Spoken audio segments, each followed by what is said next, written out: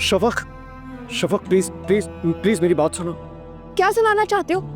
अब प्लीज यहाँ मेरा तमाशा मत बनाओ और चले जाओ यहाँ से। हमारे दरमियान कोई रिश्ता नहीं है, फिर मेरा पीछा क्यों कर रहे हो? खुदा मेरा मकसद तुम्हें परेशान करना बिल्कुल भी नहीं है। मैं बस ये चाहूँगा एक दफा प्लीज मेरी बात सुन लो। तो फिर अपना और मेरा वक्त क्यों बर्बाद कर रहे हो?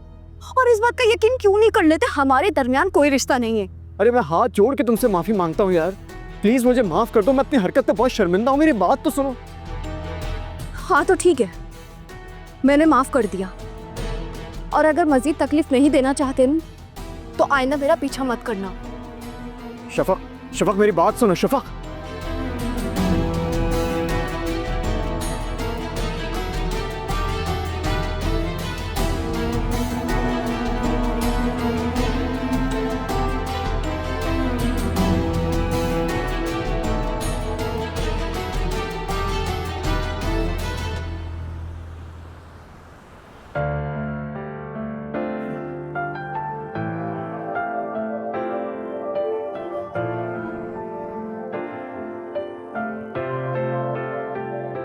जिंदगी में एक के बाद दूसरा तूफान आ रहा। सुकून तो जैसे छीन लिया है किसी ने, लेकिन क्यों क्यों हो रहा है मेरे साथ ऐसा?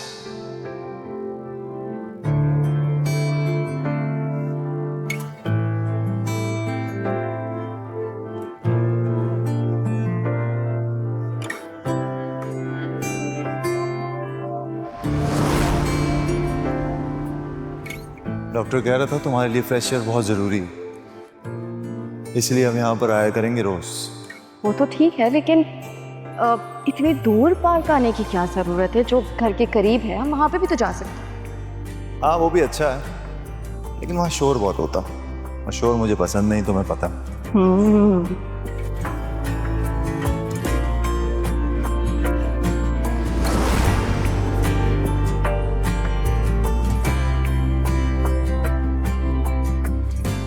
तुम मुझसे बेवफाई करोगी शफी, मुझसे? ये मैं कभी सोच नहीं सकता था।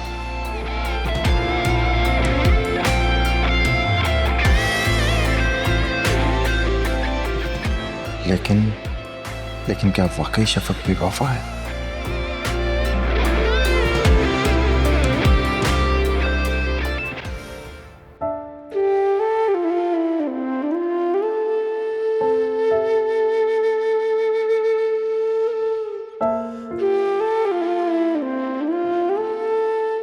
मुझे पूरा यकीन है रमीज, मेरा पाँव किसी चिकनी चीज पर पड़ा और मैं फिसल गई। अम्मी के रूम के बाहर का फर्श ग्रीसी हो रहा था। जो ही मैंने उस पर पैर रखा मैं फिसल गई। रज़ा, ऐसे कैसे हो सकता है यार? अगर वहां पे कोई भी चीज होती किसी को तो पता चलता ना। तुम्हारे बाद या तुम्हारे पहले कोई ना कोई तो वहां आया होगा। तो सोचो, सिस्टर हमेशा वहां मौजूद होती है, आंटी के कमरे के बाहर और अंदर दोनों की सफाई करती है, उनको तो पता चलता। मेरा यकीन करो रमीज, मैं पूरे होशो हवास में थी जब गिरी हूँ। फर्श ग्रीसी हो रहा था और इस बात का एहसास था मुझे, मगर फिर भी ना जाने क्यों मैंने बस ध्यान नहीं दिया।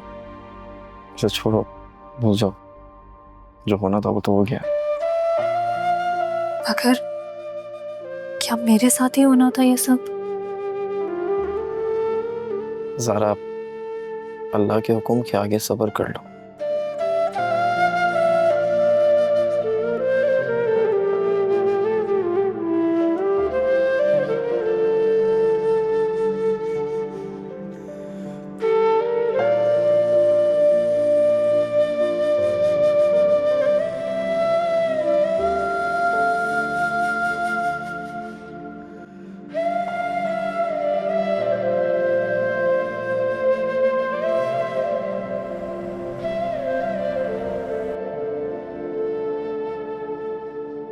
ज़ारा कावा अम्मी, ज़ारा ठीक है अब, परेशान ना हो आप। तबीयत हुई थी खराब उसकी, बेहोश भी हुई थी, लेकिन मेरी डॉक्टर से बात हुई है, उसने कहा ब्लड प्रेशर लो था, कोई परेशानी की बात नहीं है, शी इज फाइन नाउ। कहाँ कहाँ है? कहाँ है? उसे उसके घर पर छोड़कर आया हूँ ना। वो बेड रेस्ट का कहा है डॉक्टर ने, और कहा है कि डाइट भी उसकी अच्छी रखनी पड़ेगी। तो यहाँ तो अम्मी ख्याल रखने वाला कोई है नहीं। वहाँ रमीज है, वो आंटी है, तो वो बेहतर तौर पर ख्याल रख सकेंगे ना उसका। वो आपको बात करनी है उससे? अम्मी सुबह करवा दूंगा ना। अब तो रात हो गई है, सो गई होगी वो। कल करवा दूंगा, प्रॉमिस।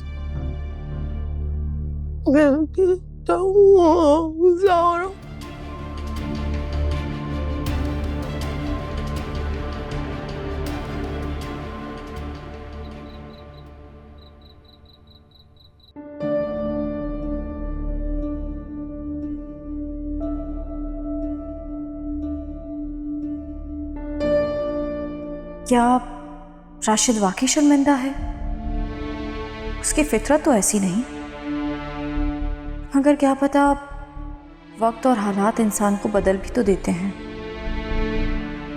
इतनी ठोकरें खाई हैं, क्या पता अक्ल आ गई हो।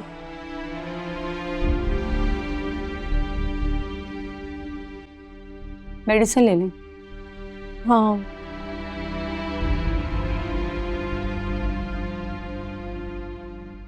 कुछ परेशान हैं? आज राशिद आया था ऑफिस के बाहर। वो वहां भी पहुंच गया? उसे किसने बताया?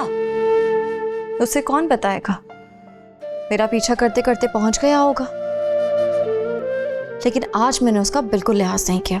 खूब सुनाई आज मैंने उसे। अच्छा किया। कह रहा था कि मुझे मेरी अम्मी को माफ कर दो।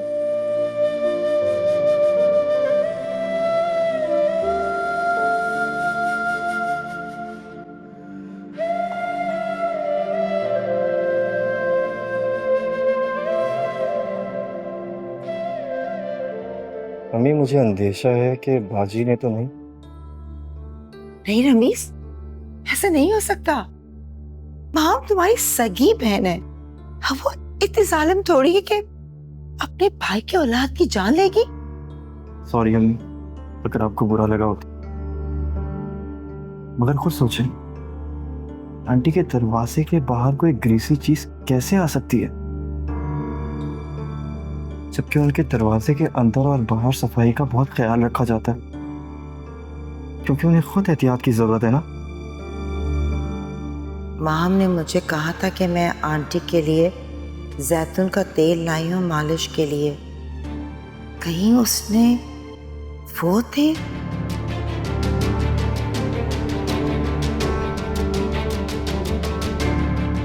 नहीं रमीस, ये सिर्फ तुम्हारा वहम है। माम ऐसा नहीं कर सकती।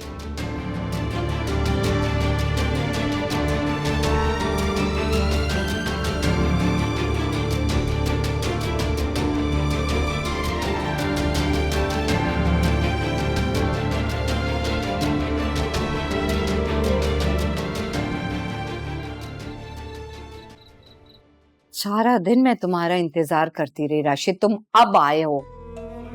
अरे भाई, मैं एक जरूरी काम में मसरूफ था। ऐसा कौन सा जरूरी काम है? तुम्हें पता नहीं कि हमारे पास पैसे नहीं है? हमें आज सुबह लॉकर जाना था और वो ज्वेलरी निकाल के उसको बेचना था। उससे कुछ घर के मसाइल हल होते, लेकिन नहीं, तुम्हें अपने जरूरी काम की पड़ी हुई है। ना नौकरी है ना चाकरी है तुम्हारी। नौकरी की तलाश में तो मारा मारा फिर रहा हूं मैं, लेकिन आप भी ताना मारने से बाज नहीं आती। अच्छा ठीक है, कल कहीं नहीं जाना, सुबह हम बैंक जाएंगे।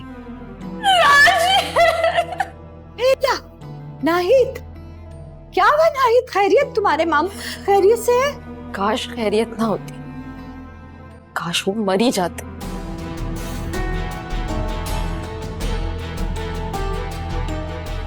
पूरी जिंदगी की खिदमत का उन्होंने ये सिला दी। क्या मतलब है तुम्हारा? मामू ने धोखे से मेरी सारी प्रॉपर्टी हड़प ली आंटी।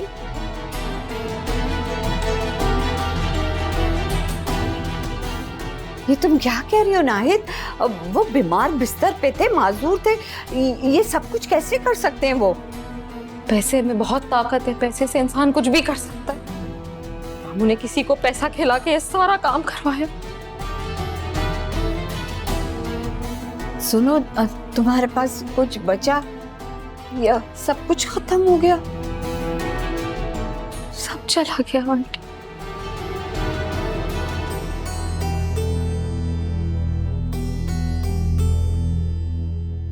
हे अल्लाह, मैं क्या करूंगी?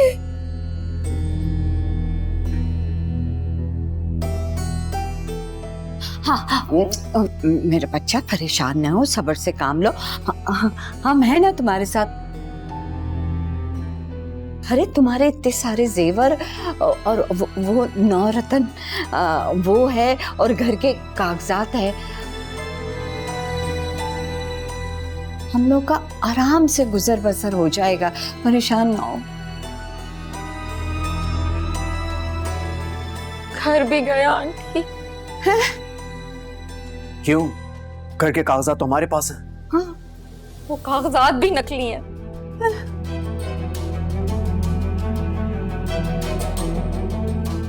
पता नहीं मामू ने कब नकली कागजात देके असली अपने पास रख लिए।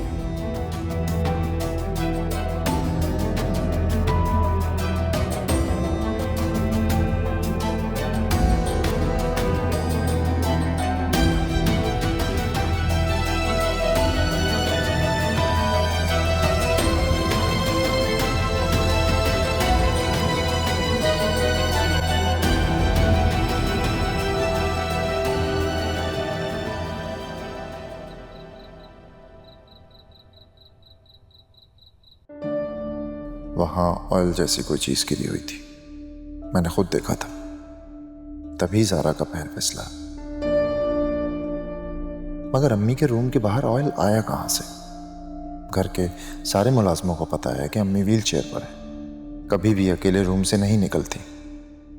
और उनके कमरे के इर्द गिर्द तो सफाई पर भी खास नजर रखी जाती।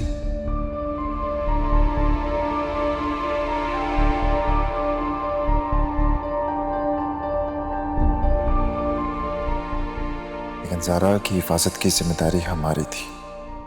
ऐसा नहीं होना चाहिए था। मुझे इस वाकये की पूरी तहकीकात करनी होगी।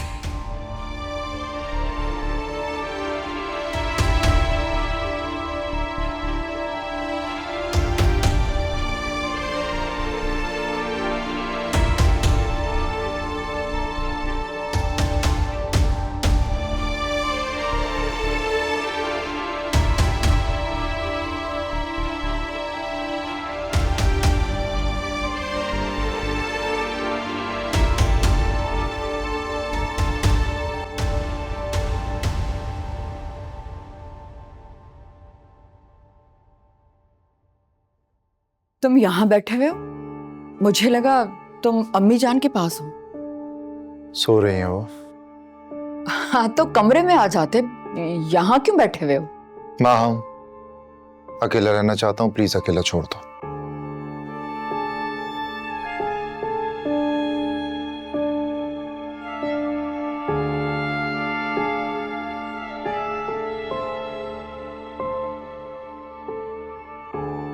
मेरे होते हुए तुम तन्हाई ढूंढ रहे हो ज़ारून।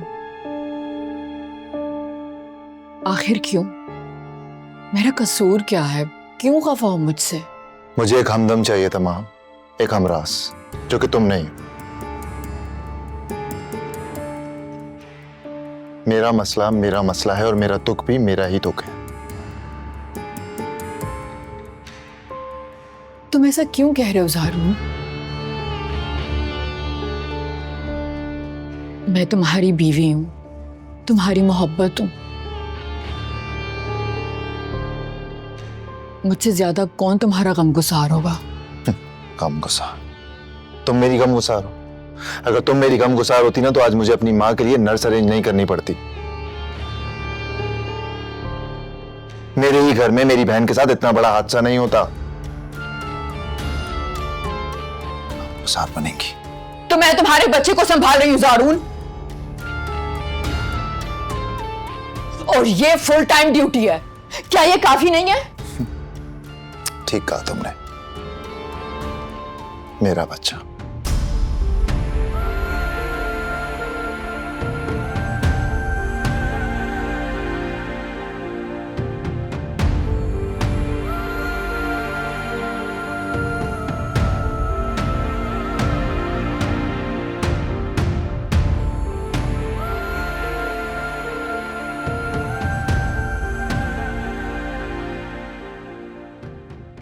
मुझे तो पक्का यकीन है वो झूठ बोल रही है। सही कह रहे हो तुम। बता रही थी कि मामू को सब चीजें सौंप दी थी और उन्होंने उसके साथ फ्रॉड किया। सुनी सुनी कहानी नहीं है। मैं तो इस मामले की पूरी जांच पड़ताल कराऊंगा, घर तक जाऊंगा, मामू से भी मिलने की कोशिश करूंगा। ये ठीक है। उसके मामू को डरा धमका कर जायदाद अपने कब्जे में कर लेना। तो अरे आप फिक्र ही ना करें, सब पता चल जाएगा एक दफा मैं उनसे मिल लूं। ये सचमुच लूट गई है तो फिर हम नाहिद का क्या करेंगे? क्योंकि मैंने शादी तो सिर्फ जायदाद की वजह से की थी तुम्हारी। तलाक दे के उसको घर से निकालूंगा और क्या। एक नंबर की झूठी और मक्कार औरत है ये, आप ही इस पे मर मिटी। दोनों का फायदा देखा था मैंने इसमें। अरे बेवकूफ बनाया उसने आपको। मैंने उसको कहा कि मामू के खिलाफ अदालत चलते हैं, केस करते हैं, तो साफ मना कर दिया। कहने लगी मैं कोर्ट कचहरी के चक्कर नहीं काटूंगी। तुमने उसका दरवाजा लॉक तो कर दिया था, ये ना हो कि कान लगा के सुन रही हो।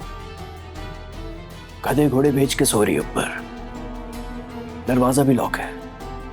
वैसे मैं एक बात सोच रहा था, जिसका इतना पैसा लुट गया हो उसको नींद कैसे आ सकती है?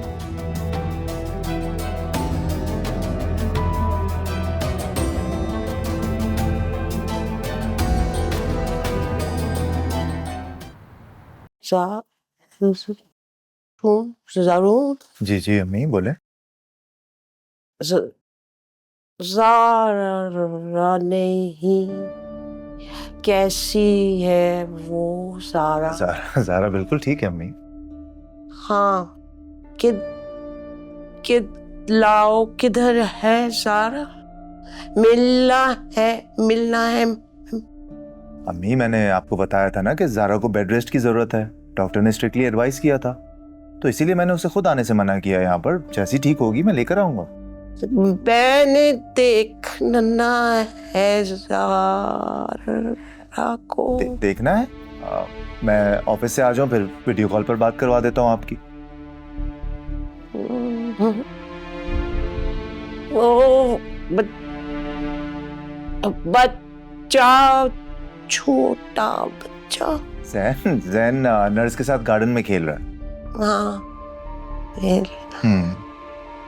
अच्छा अम्मी आपके लिए जूस ले आऊं? काफी देर हो गई आपने कुछ खाया पिया नहीं है। जूस है? जूस है। ला दूं? 2 मिनट रुके मैं लेकर आता हूं, ठीक है? हाँ जूस।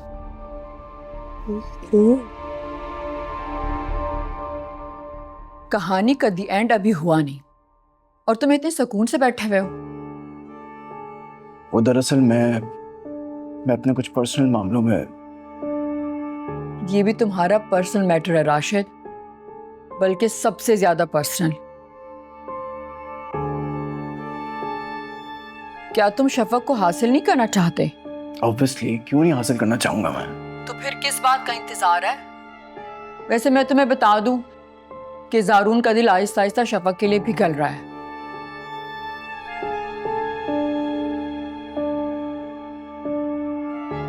उसकी माँ और उसकी बहन मुसलसल उसको प्रेशराइज कर रही हैं कि जाके शफक को ले आओ। और मैं तुम्हें बता दूं, अगर ज़ारून चला गया ना शफक को लेने, तो समझ लो कि हमारा बना बनाया खेल बिगड़ गया है। मैं शफक का पीछा करते करते कई बार उसके घर जा चुका हूं, लेकिन बात दरअसल ये है कि उसके दिल के ऊपर मेरी नफरत की छाप बहुत ज्यादा गहरी है।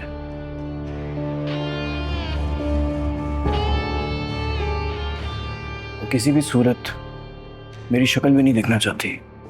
तो इसका मतलब है कि तुम हिम्मत हार गए? हरगिज नहीं, मुझे अपने प्लान पे पूरा भरोसा है।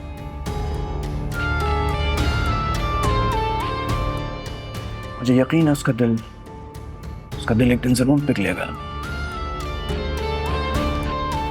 कैसा प्लान? वक्त आने पे बताऊंगा आपको। मैं तुमसे बाद में बात करूंगी राशिद, लेकिन अभी इतना बता दूं कि जो करना है जल्दी करो।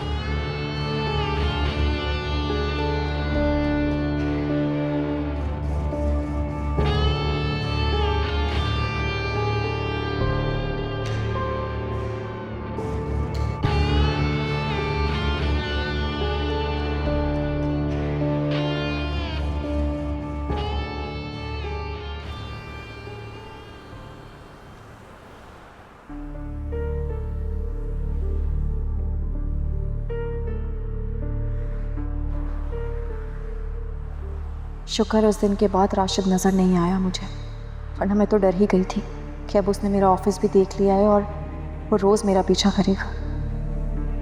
वैसे हैरत है, बहुत ही शराफत से समझ गया मेरी बात।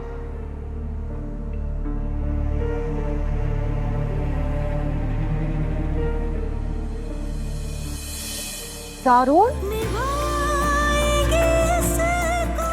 कितने अरसे बाद देखा है इन्हें मैंने।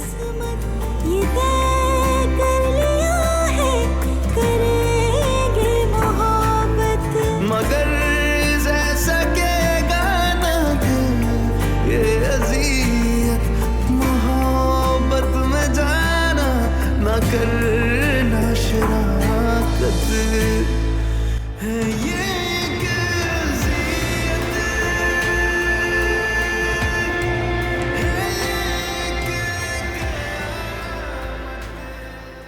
अम्मी, मुझे अंदेशा है कि बाजी ने तुम्हें। नहीं रमीज, ऐसा नहीं हो सकता। माँ तुम्हारी सगी बहन है, अब वो इतनी जालिम थोड़ी है कि अपने भाई के औलाद की जान लेगी। सॉरी अम्मी, अगर आपको बुरा लगा हो तो। मगर खुद सोचें, आंटी के दरवाजे के बाहर कोई ग्रीसी चीज कैसे आ सकती है, जबकि उनके दरवाजे के अंदर और बाहर सफाई का बहुत ख्याल रखा जाता है।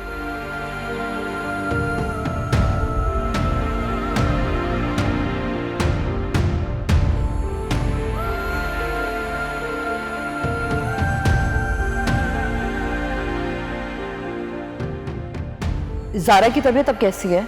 ठीक है। मतलब बिल्कुल ठीक है? और बच्चा?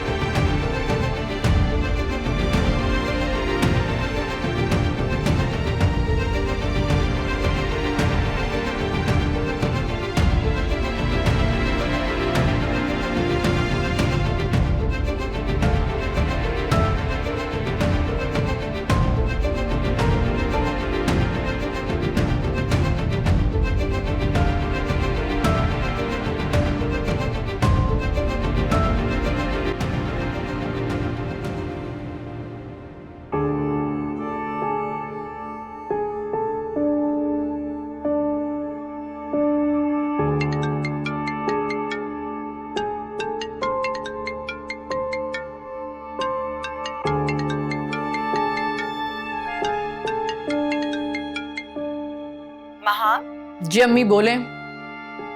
बेटा, इस तरह से क्यों बात कर रही हो तुम मुझसे? ऐसी ही बात करूंगी ना अम्मी। आपने कौन सी मेरी खैरियत पूछने के लिए फोन किया? आपको तो मेरी फिक्र ही नहीं है। अपनी बहू के नखरे उठाने से आपको कहाँ फुर्सत है?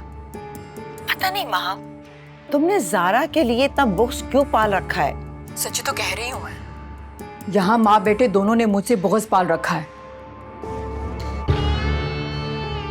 और वहां आप उनकी बेटी के नखरे उठा रही हैं। माँ, तुम्हारे साथ वहां जो कुछ भी होता है तुम्हारी अपनी गलती होती है। तुमने कभी गौर किया? और अब तो शफक भी चली गई है, अब तुम्हें क्या शिकायत है इन लोगों से? लेकिन वो अभी उनके सरों के ऊपर सवार है अम्मी। खैर छोड़ो इस बहस को, मुझे ये बताओ, तुमने जो तेल अजरा के लिए मंगवाया था, क्या इस्तेमाल किया तुमने? आपको इससे क्या कि वो इस्तेमाल किया है कि नहीं? कहीं वो तुमसे फर्श पर तो नहीं गिर गया था? क्या मतलब? देखो महाम, अगर तुमने कोई ऐसी गलती की है तो मुझे बता दो, मैं संभाल लूंगी। फजूल बातों के लिए अगर आपने फोन किया है अम्मी, तो आइंदा मुझे फोन मत कीजिएगा।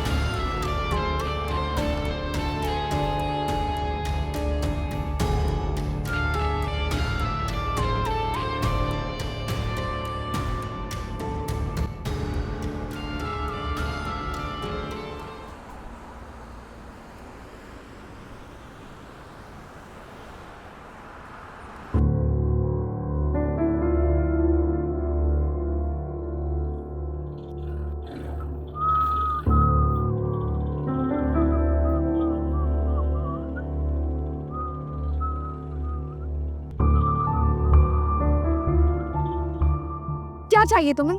बैग चाहिए, मोबाइल चाहिए, ये लो। अरे ना बैग चाहिए ना मोबाइल चाहिए, कहीं जाना है तो छोड़ देता हूँ तुम्हें। मैं लोगों को इकट्ठा करके यहाँ तमाशा लगाऊं? इससे पहले तुम यहाँ से चले जाओ। अरे गुस्से में भी इतनी प्यारी लगती हैं आप। तुम जा रहे हो या मैं सबको इकट्ठा करूं? अरे छोड़ देता हूँ आपको, क्या हो गया?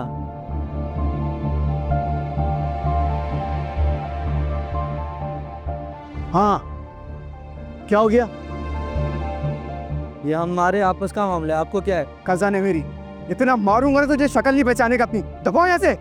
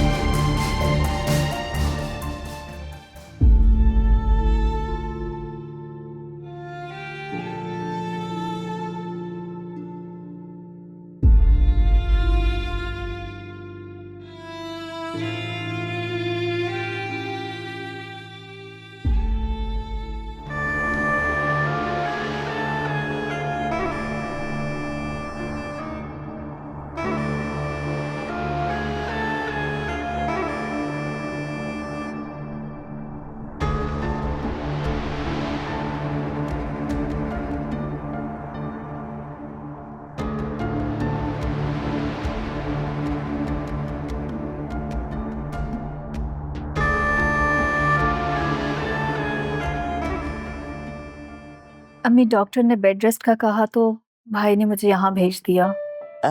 अच्छा अच्छा अच्छा। लेकिन मैं आपको बहुत मिस कर रही हूँ। भी मिस, मैं भी मिस। बस 2-4 दिन की बात है, मेरा बेड रेस्ट खत्म हो जाएगा तो मैं फौरन आपके पास आ जाऊंगी। सिस्टर, अब आप मुझे बताएं अम्मी की प्रोग्रेस क्या है? माशाल्लाह प्रोग्रेस बहुत अच्छी है। आप खुद देखें कितना साफ बोलने लगी हैं। और अब मैं कोशिश करती हूँ 2-4 कदम चलाऊं भी। That's very good. इंशाल्लाह बहुत जल्द चलने भी लगेंगी। इंशाल्लाह। अच्छा, भाई आ गए हैं क्या? जी आ गए हैं, बस अभी मैम से मिल के गए। अम्मी, आपका पोता कैसा है? पोता पोता पोता शरारती है। जाहिर है, बड़ा हो गया है ना, शरारतें तो करेगा। अच्छा अम्मी, रमीज़ के आने का टाइम हो गया है, मैं आपसे बाद में बात करूँगी, ठीक है? आप अपना बहुत ढेर सारा ख्याल रखिएगा। अल्लाह हाफ़िज़। खुदा हाफ़िज़। खुदा।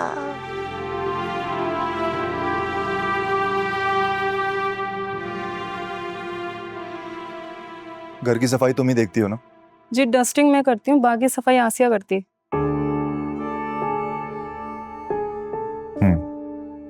मुझे अच्छे तरीके से याद कर बताओ, जिस दिन ज़ारा गिरी थी उस दिन अम्मी के रूम की सफाई बाहर से किसने की थी?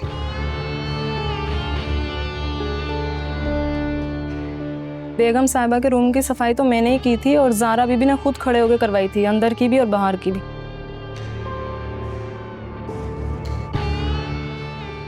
ये अदालत लगा के क्यों बैठा है? जब से बेगम साहिबा बीमार हुई हैं, हम उनके कमरे के बाहर तक के अच्छे से सफाई करते हैं। ये बताओ कि रात में अम्मी के रूम में कोई ऐसी चीज़ गिरी थी जिसमें चिकनाई हो? नहीं, बेगम साहिबा का खाना तो परहेजी होता है और इसके अलावा वो फ्रूट और जूस लेती हैं। और मैं हर रोज़ रात में उनके कमरे में चक्कर लगाती हूँ कि उन्हें किसी चीज़ की ज़रूरत हो तो मैं मालूम कर लूँ। और उस दिन ज़ारा बीबी के निकलने से पहले ही मैं वहाँ से निकली थी, जब तक कि तो वहाँ कुछ नहीं था।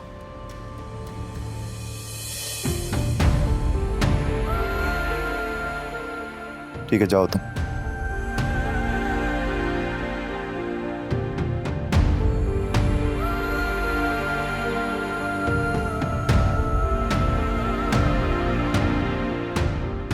आखिर क्या मालूम करना चाह रहा है ज़ारा? कहीं से शक तो नहीं हो गया कि ज़ारा को जानबूझ के किसी ने गिराया?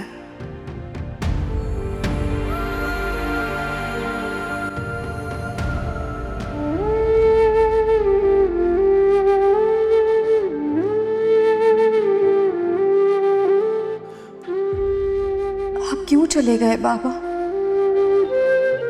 आप क्या गए, दुनिया ही बदल गई। मेरी जिंदगी तूफान में घिरी एक ऐसी कश्ती की तरह हो गई जो ना डूबती है ना उभरती है और ना ही इसे साहिल का कोई निशान मिलता है।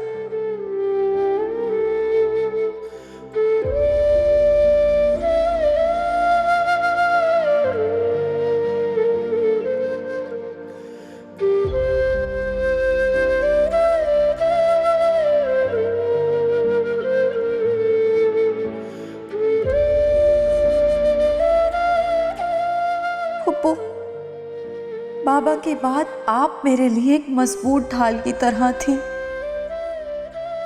मगर ज़ारुन से रिश्ता जुड़ने के बाद ये सहारा भी छिन गया।